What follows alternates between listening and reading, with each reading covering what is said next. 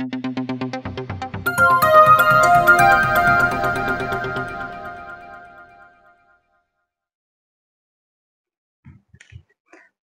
వార్త, ప్రధాన వార్త ఇది. అందరూ ఆలోచించాలి, అందరూ వినాలి. దయచేసి ఇది ఫార్వర్డ్ చేయండి. ఎందుకంటే సమాజాన్ని మేలుకొల్పాలి, సమాజానికి కొన్ని విషయాలు మాట్లాడాలని చెప్పేసి టిఆర్ నిజాలు చెప్పడానికి సిద్ధమైంది. ఇది కొంచెం ఎక్కువ మందికి పోవాలని చెప్పేసి అనుకుంటాను. 16 నుంచి 19 వరకు బడిబాట కార్యక్రమం ఏర్పాటు చేస్తాండ్రు. పాఠశాల పునర్ప్రారంభం పండుగలా ఉండేలా కార్యాచరణ చేయాలి అని చెప్పేసి అంటారు. ఈరోజు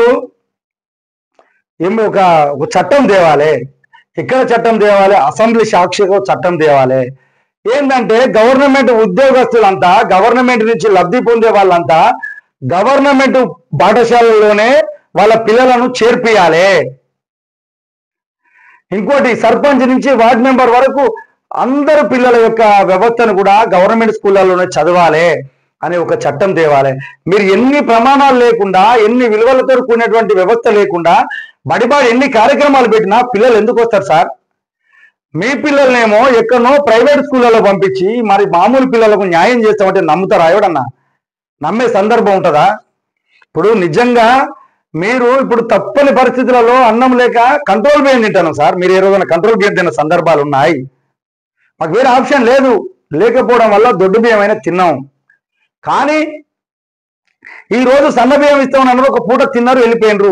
ఆ విధంగానైనా కూడా మీ గవర్నమెంట్ స్కూళ్ళలో, మీ గవర్నమెంట్ నుంచి ఉద్యోగాలు తీసుకున్నటువంటి పిల్లలందరినీ తీసుకొచ్చి గవర్నమెంట్ స్కూళ్ళలో వేసి బడిబాట కార్యక్రమాలు ఏర్పాటు చేసి ఎందుకు సార్ ఈ డబ్బులు వృధా చేస్తారని చెప్పి కొంతమంది జనాలు అనుకుంటా ఉన్నారు. ఎందుకంటే మీరు చేస్తా ఉన్నారు, ఆ ప్రోగ్రామ్ ఈ ప్రోగ్రామ్ చేస్తా ఉన్నారు. కానీ అక్కడ అదేది ఆ ప్రమాణాలు అయ్యి ఇప్పుడు గవర్నమెంట్ స్కూల్లో చెప్పేటువంటి టీచర్ పిల్లగాడు గవర్నమెంట్ స్కూల్లో ఎక్కడ చదివేటువంటి దాఖలాలు మీకు కంటికి కనపడతానయా? మీ పిల్లలేమో ఈ తల్లిదండ్రులు పెట్టేటువంటి పన్నుల ద్వారా మీకు జీతాలు వస్తాయి. ఈ మా వాళ్ళే ఎస్సీ బీసీలంతా పోయి ఆ వైన్ షాపులో కట్టిన పన్నుల వల్ల మీకు జీతాలు వస్తాయి.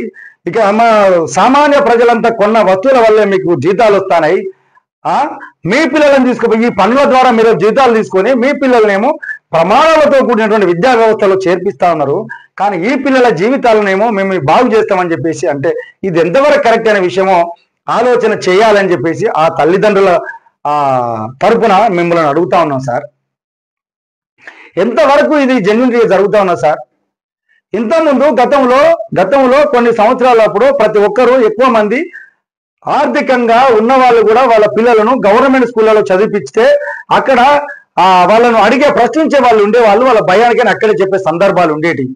ఇప్పుడేమో ఐఐటి ఫౌండేషన్ అని చెప్పేసి రకరకాల పేర్లతో క్రియేట్ చేసి ప్రైవేట్ వాళ్ళకి ఏమో పర్మిషన్లు ఇచ్చి మీ పిల్లలనేమో మీ బతుకులు బాగు చేస్తామా ఇక్కడ పంపించండి అని చెప్పేసి అంటా ఉన్నారు. ఇది సాధ్యపడుతుందా అని ఆలోచన చేయాలని చెప్పేసి టిఆర్ నుంచి అడుగుతా ఉన్నాం. ఎందుకు మీ పిల్లల్లాగా వాళ్ళు కనపడతలేరా? మీకు ఓట్ల కోసం వాళ్ళ దగ్గరకు వచ్చి మీ దండం పెడతాం, మీ కాళ్ళు మొక్కుతామని మాట్లాడి వదిలి వాళ్ళ కాళ్ళు కొట్టి వాళ్ళ ముడ్లు కూడా కడుగుతా ఉన్నారు. కొన్ని దిక్కులలో నీళ్లు పోసి పేపర్లో చూస్తాను, ముడ్లు కడిగి మేము బాగు చేస్తామని చెప్పేసి అంటా ఉన్నాం. కానీ ఏది ఆ ప్రమాణాలు ఎక్కడున్నాయి? గవర్నమెంట్ స్కూళ్ళలో కనీసము సంబంధించిన బెంచీలు లేవు సార్, సంబంధించినటువంటి బోర్డు కూడా లేదు సార్. అట్లాంటి వ్యవస్థలు ఉన్నాయి. కొన్ని ఏజెన్సీ ప్రాంతాల్లో అయితే సార్లు ఎప్పుడు వస్తారో ఎప్పుడు పోతారో తెలియని సందర్భం. ఒక్కొక్క స్కూళ్ళలో పిల్లలను మిగిలిన నమ్మకం లేక దగ్గరలో ఉన్నటువంటి ప్రైవేట్ స్కూళ్ళకు పంపించే భారం అయినా కూడా చేస్తా ఉన్నారు. లేకపోతే మీరు చెయ్యలేకపోతే మీరు ఆ వ్యవస్థలో వాళ్ళకి ఎక్కడికైతే పోతారో అక్కడ పోయిన డబ్బులు మీ ప్రభుత్వాలు మంజూరు చేసేటట్టు చూడండి సార్. ఎందుకంటే మీరు ఈ రోజు ఆ పిల్లలు ఈ రాష్ట్రానికి దేశానికి కావాల్సినటువంటి ఆస్తిని మీరు బాగు చేయకుండా మీ పిల్లలనే పెట్టుకొని చేస్తే బాగుండదని చెప్పేసి అంటా ఉన్నారు. ఈ రోజు కూడా సార్ ప్రభుత్వం దివాలా తీసింది, రాష్ట్రం దివాలా తీసింది అని చెప్పేసి మాట్లాడుతూ ఉన్నారు.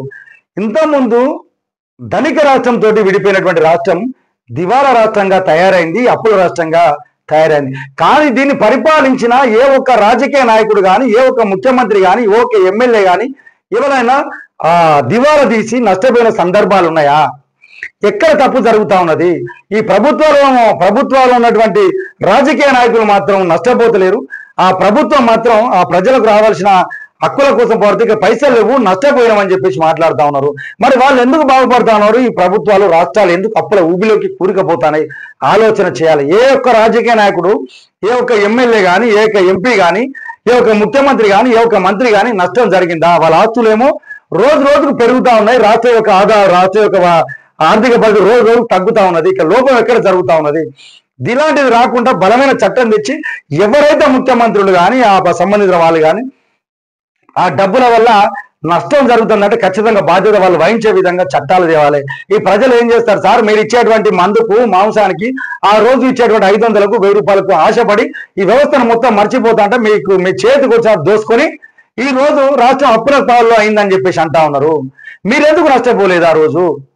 ఈ ప్రభుత్వం నడిపి మీరు ఎందుకు నష్టపోతలేరు? కానీ ఈ రాష్ట్రాలు ఎందుకు నష్టపోతాయని ఆలోచన చేయాలని చెప్పేసి టీఆర్ నిజం నుంచి ప్రభుత్వాన్ని డిమాండ్ చేస్తాను ప్రజల పక్షాన. కాదా? ఇది నిజం కాదా? ఇది నిజం కాదా? ప్రభుత్వంలో ఉన్నటువంటి అధికారులు కానీ, ముఖ్యమంత్రులు కానీ నష్టపోయిన సందర్భాలు లేవు, కానీ రాష్ట్రం అప్పుల పాలైంది. ఈ రోజు కేటీఆర్ ఆస్తులు పెరిగినాయి, కేసీఆర్ ఆస్తులు పెరిగినాయి, హరీష్ రావు ఆస్తులు పెరిగినాయి, కవిత ఆస్తులు పెరిగినాయి, ఆ సంబంధించిన మంత్రివర్గం ఆస్తులు పెరిగినాయి, ఎమ్మెల్యే ఆస్తులు పెరిగినాయి. కానీ రాష్ట్రం యొక్క ఆర్థిక పరిస్థితి ఎందుకు దిగజారిపోయింది? ఇది ఆలోచన చేయాలి. రాజకీయ నాయకులలో మార్పు రావాలి, ప్రజల మార్పులో మార్పు రావాలి. ఇది వచ్చినప్పుడు మాత్రమే 100% మనం సాధ్యమవుతా ఉంటుందని ఆలోచన చేయాలి. ఇంకోటి కూడా ఆలోచన చేయాలన్నా ప్రజలారా, మీరు కూడా ఆలోచన చేయాలి.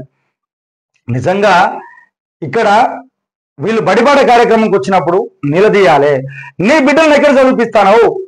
నీ పిల్లల్ని ఎక్కడ చదివిపిస్తాను? మరి మా పిల్లలకు ఏ విధంగా న్యాయం చేస్తావు అని చెప్పేసి అడిగే నిలదీసేటువంటి అవసరం రావాలి. రాజకీయ నాయకులు వచ్చినప్పుడు మీ బిడ్డల బతుకులు బాగు చేస్తాం, మీకు మంచి ఉద్యోగ అవకాశాలు ఇస్తాం, మీకు మంచి హాస్పిటల్ కట్టిస్తాం అంటే నువ్వెక్కడ చూపించుకుంటావు? నువ్వు చూపించకుండా మమ్మల్ని చూపించు, లేకపోతే అట్లాంటి వసతులన్నా నాకు చూపించి హాస్పిటల్లో కల్పించు అని చెప్పేసి నిలదీయాల్సిన అవసరం ఉంటుంది. ఈ రోజు ఉన్నటువంటి ప్రభుత్వ ఆస్తులన్నీ ప్రజల ఆస్తులు. ఇప్పుడు హాస్పిటల్ ఉన్నది, ఒక మండలంలో ఒక పిహెచ్సి హాస్పిటల్ ఉన్నది. ఆ పిహెచ్సి హాస్పిటల్ను సంబంధించినటువంటి ప్రజలంతా పోయి సందర్శించాల్సిన అవసరం ఉంటుంది, నిలదీయాల్సిన అవసరం ఉంటుంది. ఏమేమి మందులు ఇస్తా ఉన్నారు, ఎంతవరకు బెడ్లు ఉన్నాయి, అట్మాస్ఫియర్ ఏ విధంగా ఉన్నది, ఇక్కడ ఉన్నటువంటి పరిసరాలన్నీ అనుకూలంగా ఉన్నాయా, ఎందుకు ఉంటలేదని చెప్పి నిలదీయాల్సిన సందర్భం ఉంటుంది. ఎప్పుడైతే మనం క్వశ్చన్ చేస్తామో అప్పుడు మాత్రమే మార్పు వచ్చే సందర్భం ఉంటుంది. ఎందుకంటే ఈ రోజు అక్కడ మనకు అభద్రత భావం ఉన్నది, అక్కడ మంచిగా జరుగుతుందని చెప్పి దాన్ని కన్నెత్తి కూడా చూస్తలేము.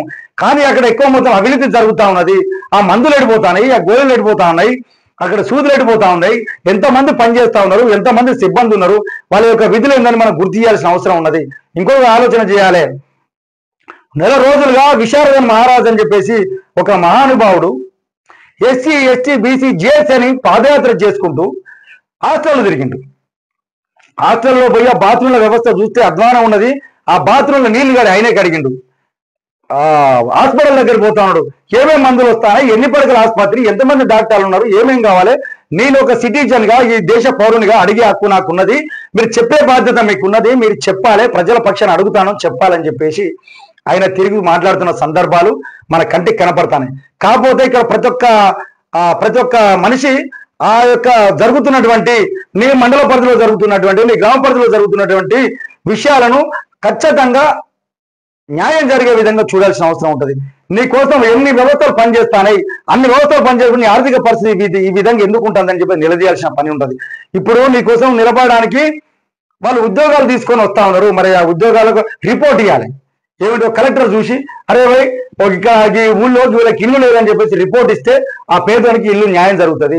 ఓ హాస్పిటల్ దగ్గర పోవాలి, సంబంధిత అధికారులు హాస్పిటల్ దగ్గర పోయి హాస్పిటల్లో కనీస వసతులు లేవు, ఈ ఫుల్ఫిల్ చేయాలని చెప్పేసి ప్రభుత్వాన్ని నిలదీయాలి. కానీ ఎక్కడ జరుగుతలేదు, జీతాలు తీసుకుంటారు పోతాంటారు, కానీ ప్రజల పక్షాన పోరాడే వ్యక్తులు లేరు. ఖచ్చితంగా ఈ సమాజంలో ప్రతి పౌరుడికి హక్కున్నది, ఆ రాజ్యాంగం ఇచ్చిన హక్కు ఎందుకు ఇస్తలేదని చెప్పేసి నిలదీయాల్సిన అవసరం ఉంటుంది. అందరు విశారదను మనది బాటలో నడవండి. ఆయన ఆలోచనకు అనుగుణంగా మీరు పనిచేయాల్సిన అవసరం కనపడినట్టు అనిపిస్తా ఉన్నది. ఎందుకంటే ఆయన కుటుంబం కోసం ఆయన తిరుగుతలేడు, ఆయన వ్యవస్థ కోసం తిరుగుతలేడు. ఎస్సీ, ఎస్టీ, బీసీలే కదా ఇప్పుడు గవర్నమెంట్ హాస్పిటల్కు, ప్రైవేట్ స్కూల్, గవర్నమెంట్ స్కూళ్ళలో పోయేది. వాళ్ళ పిల్లల బతుకులు మారవాలంటే వాళ్ళకి నిజంగా న్యాయం జరగాలని చెప్పేసి కాలుకు రికార్డు లేకుండా తిరుగుతా ఉన్నాడు.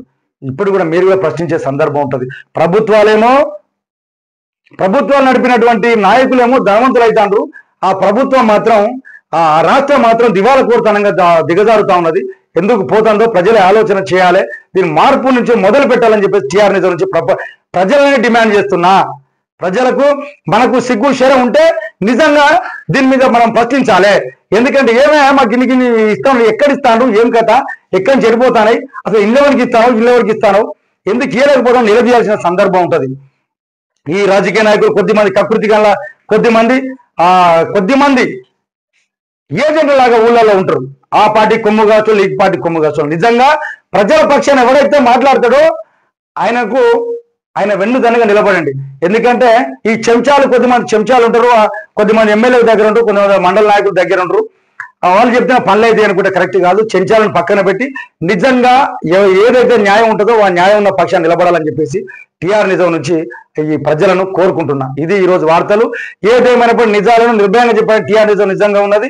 నన్ను మీ బిడ్డగా ఆదరించి మీకు మీ సహాయ సహకారం నాకు అందియాలని చెప్పేసి టీఆర్ నిజం నుంచి కోరుకుంటున్నా.